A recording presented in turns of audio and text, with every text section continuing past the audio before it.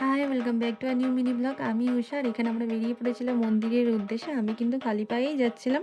যেহেতু আমার মানসিক ছিল, তো আমার মনে হলো যে আমার খালি পায়ে যাওয়া উচিত, তো আমি যাচ্ছিলাম। আর এই পুচকিটাকে চিনতে পারছো? মামার বাড়িতে আসার পরেই যে ভিডিওটা ছেড়েছিলাম সেখানে থেকে তোমরা দেখেছিলে।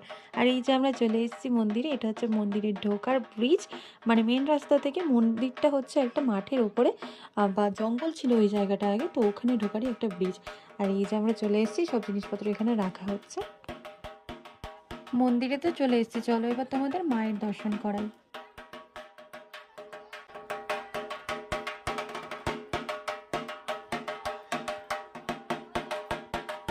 ইনিই হচ্ছেন এখানকার প্রতিষ্ঠিত দেবী।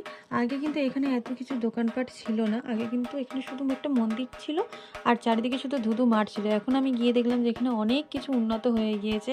অনেক দোকান বসেছে, মানে কেউ খালি হাতে এলে এখান থেকে ডালা কিনে দিতে পারতো। তো বাকিটা দেখাবো তোমাদের নেক্সট।